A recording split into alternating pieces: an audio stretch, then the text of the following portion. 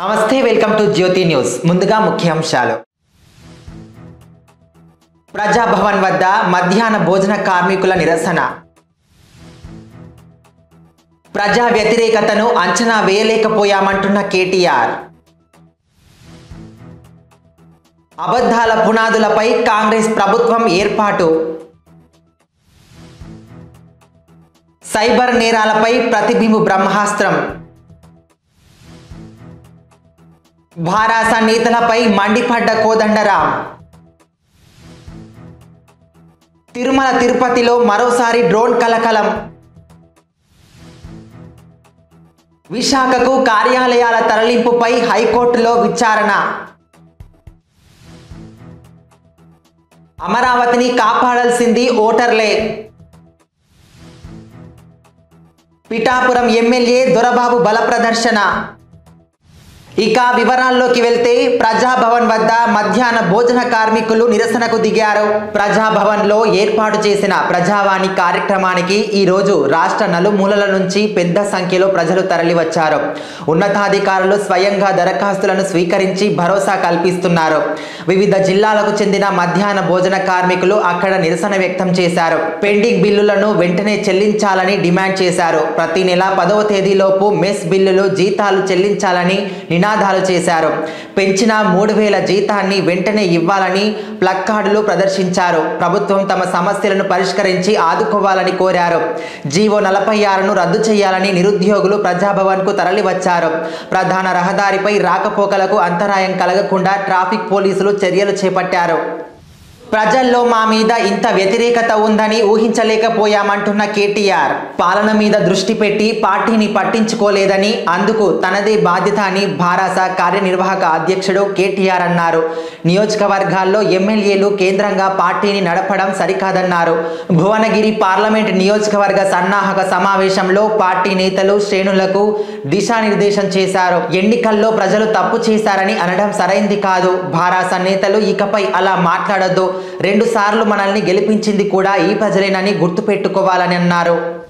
అబద్ధపు పునాదులపై కాంగ్రెస్ ప్రభుత్వం ఏర్పాటైందని పాడి కౌశిక్ రెడ్డి వ్యాఖ్యానించారు. కాంగ్రెస్ ప్రభుత్వం జాబ్ క్యాలెండర్ విడుదల చేయాలని భారాస ఎమ్మెల్యే పాడి కౌశిక్ రెడ్డి డిమాండ్ చేశారు. భారాస ప్రభుత్వం ఉద్యోగాలు ఇవ్వలేదని ఎన్నికల సమయంలో సీఎం రేవంత్ రెడ్డి తెజాస అధ్యక్షుడు కోదండరాం దుష్ప్రచారం చేశారని ఆరోపించారు. తెలంగాణ భవన్లో నిర్వహించిన మీడియా సమావేశంలో ఆయన మాట్లాడుతూ భారాస ప్రభుత్వం ఉద్యోగాలు ఇచ్చిన 1,60,083 మందికి వేతనాలు వేయలేదా? అబద్ధాల పునాదులపై కాంగ్రెస్ ప్రభుత్వాన్ని ఏర్పాటు చేశారు. ఐటీ రంగంలో గత 60 ఏళ్లలో 3.23 లక్షల ఉద్యోగాలు కల్పిస్తే కేసీఆర్ ప్రభుత్వం 10 ఏళ్లలో 10 లక్షలకు పైగా ఇచ్చిందని వ్యాఖ్యానించారు. సైబర్ నేరాలపై ప్రతిబింబు ఉక్కుపాదం మోపింది. ఎక్కడో ఉంటారు, మీ ఖాతాలో ఉన్న బ్యాంకు తరపున మాట్లాడుతున్నామని ఫోన్ చేస్తారు. మీ బ్యాంకు ఖాతా, డెబిట్ కార్డు, క్రెడిట్ కార్డు తాలూకు సమస్య పరిష్కారానికి వివరాలు చెప్పాలని అనుమానం రాకుండా అడుగుతారు. లేదంటే లింకులు పంపి వివరాలు నమోదు చేయాలని కోరుతారు. కోట్ల మందిపై ఇలా వలవేస్తారు. నిజమని నమ్మి వివరాలు ఇచ్చిన వారి ఖాతాల్లోని నగదును, క్రెడిట్ కార్డుల్లోని లిమిట్ను క్షణాల్లో ఖాళీ చేస్తారు. ఇది సైబర్ నేరగాళ్ల నైజం. ఇలా 32 నెలల వ్యవధిలో దేశంలో 10,000 కోట్లు దోచుకున్నారు. నానాటికి పెరుగుతున్న ఈ మోసాలకు చెక్ పెట్టేందుకు దేశవ్యాప్తంగా అధికారులు సిద్ధమవుతున్నారు. దీనిలో భాగంగా ప్రతిబింబు పేరుతో ప్రత్యేకంగా రూపొందించిన సాఫ్ట్వేర్ను అన్ని రాష్ట్రాల పోలీసులకు అందిస్తున్నారు. సైబర్ నేరాల దర్యాప్తునకు ఇది చుక్కానిలా మారుతుందని అధికారులు ఆశాభావం వ్యక్తం చేస్తున్నారు. భారాస నేతలు ఇప్పటికీ కూడా కొన్ని విషయాలు తెలుసుకోలేకపోతున్నారు అని కోదండరాం చెప్పుకొచ్చారు. భారాస పాలనలో ఆంక్షలు, భయం చూశామని, ఇప్పుడు తల మీద భారం తగ్గినట్లు అనిపిస్తోందని తెలంగాణ జనసమితి అధ్యక్షుడు ప్రొఫెసర్ కోదండరాం అన్నారు. ఇప్పుడు స్వేచ్ఛగా ఫోన్లు మాట్లాడుకోగలుగుతున్నామన్నారు. కాంగ్రెస్ నెల రోజుల పాలన బాగుందన్నారు. 4వ తేదీలోగా జీతాలు వస్తున్నాయని ఉద్యోగులు హర్షం వ్యక్తం చేస్తున్నారని అన్నారు. హైదరాబాద్లో నిర్వహించిన మీడియా సమావేశంలో ఆయన మాట్లాడుతూ ముఖ్యమంత్రి రేవంత్ రెడ్డి ప్రజలతో కలిసిపోయి పనిచేస్తున్నారు. ఢిల్లీలో కూడా మార్పు రావాలని కోరుకుంటున్నాం. తెలంగాణ ఉద్యమకారులపై కేసులు ఎత్తివేయాలని కోరాం. గత ప్రభుత్వం నిరసన వ్యక్తం చేసిన వారిపై కేసులు పెట్టింది. రాజకీయ ఉద్దేశంతో పెట్టిన కేసులు ఎత్తివేయాలి. నియంతృత్వాన్ని ఓడించాలని పోరాటం చేశాం. ప్రజలకు అవగాహన కల్పించేందుకు అనేక సదస్సులు సమావేశాలు నిర్వహించారు. ఎట్టకేలకు నియంతృత్వ ప్రభుత్వాన్ని గద్దెదించడంతో విజయం సాధించాం. నియంత పోకడలే అధికారం కోల్పోవడానికి కారణమని ఇప్పటికీ భారత నేతలు గుర్తించలేకపోతున్నారన్నారు. తిరుమల తిరుపతిలో మరోసారి డ్రోన్ కలకలం రేపింది. ఘాట్ రోడ్డు 53వ మలుపు వద్ద నిబంధనలకు విరుద్ధంగా డ్రోన్ సాయంతో అస్సాంకు చెందిన ఇద్దరు తిరుమల కొండలను వీడియో తీశారు.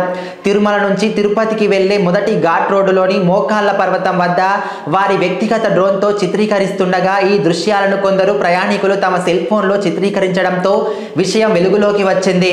భద్రతా కారణాల దృష్ట్యా తిరుమలలో ఎటువంటి డ్రోన్లు ఉపయోగించేందుకు అనుమతి లేదు. భక్తుల వాహనాలను అలిపిరి చెక్ పోస్ట్ వద్ద క్షుణ్ణంగా తనిఖీ చేసిన తర్వాతే తిరుమలకు అనుమతిస్తారు. కానీ అధికారుల కళ్ళు గప్పి ఇద్దరు భక్తులు వారితో పాటు డ్రోన్ తీసుకురావడం, మోకాళ్ల పర్వతం ప్రాంతంలో దాన్ని వినియోగించడం కలకలం రేపింది. వెంటనే అప్రమత్తమైన తితిదే విజిలెన్స్ అధికారులు అస్సాం వాసులను అదుపులోకి తీసుకొని విచారిస్తున్నట్టు సమాచారం అందింది. విశాఖకు కార్యాలయాల తరలింపుపై హైకోర్టులో విచారణ జరిగింది. ఉత్తరాంధ్ర అభివృద్ధి ముసుగులో తరలిస్తున్నారని అమరావతి రైతులు ఉన్నత న్యాయస్థానంలో పిటిషన్ వేశారు. దీనిపై వాదనలు విన్న ధర్మాసనం విచారణ సింగిల్ జడ్జితోనా లేదా త్రిసభ్య ధర్మాసనం చేస్తుందా అనే దానిపై ఉత్తర్వులు ఇస్తామని తెలిపింది. విశాఖలో దేనికి ఎంత స్థలం కేటాయించారో, ఏ అవసరాలకు ఎంత పరిధిలో భవనాలు నిర్మించారో పూర్తి వివరాలు ఇవ్వాలని ప్రభుత్వాన్ని ఆదేశించింది. మరోవైపు కార్యాలయాల తరలింపుపై సింగిల్ జడ్జి ఉత్తర్వులను ఎత్తివేయాలని కోరుతూ ప్రభుత్వం పిటిషన్ వేసింది. అమరావతిని కాపాడాల్సింది ఓటర్లేనని సుజనా చౌదరి చెప్పుకొచ్చారు. కేంద్రం నుంచి నిధులు రాబట్టడంలో వైకాపా ప్రభుత్వం విఫలమైందని భాజపా నేత సుజనా చౌదరి ఆరోపించారు. ఈరోజు మీడియాతో మాట్లాడుతూ విభజన హామీలపై అడిగేవారే లేరు. జగన్ మళ్ళీ వస్తే ఏం చేస్తారనేది అందరికీ తెలిసిందే. ఎవరికి ఓటు వేయాలనేది ప్రజలు నిర్ణయం తీసుకుంటారు. రాష్ట్ర ప్రజలు అమరావతిని కాపాడుకుంటారని నా నమ్మకం అని సుజనా చౌదరి తెలిపారు. పిఠాపురం ఎమ్మెల్యే దొరబాబు బల ప్రదర్శన. ఇన్ఛార్జీల మార్పుతో వైకాపాలో ధిక్కార స్వరం రోజురోజుకు పెరుగుతోంది. ఈరోజు కాకినాడ జిల్లా పిఠాపురంలో ఎమ్మెల్యే పెండం దొరబాబు పుట్టినరోజు సందర్భంగా ఆత్మీయ విందు ఏర్పాటు చేశారు. ఆయన అభిమానులు, కార్యకర్తలు వేలాదిగా తరలిరావడంతో దొరబాబు బల ప్రదర్శనకు ఈ కార్యక్రమం వేదికైంది. పిఠాపురం సీటుపై సీఎం జగన్ పునరాలోచించాలి. నియోజకవర్గంలో నాకే ఎక్కువ పట్టుంది. జన్మదిన వేడుకలకు దాదాపు 50,000 మంది హాజరై మద్దతు తెలిపారు. పిఠాపురం టికెట్ మళ్ళీ నాకే ఇస్తే భారీ మెజార్టీతో గెలుస్తా. పార్టీ మారుతున్నట్టు జరుగుతున్న ప్రచారంలో వాస్తవం లేదు. జగన్ ఆలోచించి నాకే సీటు ఇస్తారని ఆశిస్తున్నా అని తెలిపారు.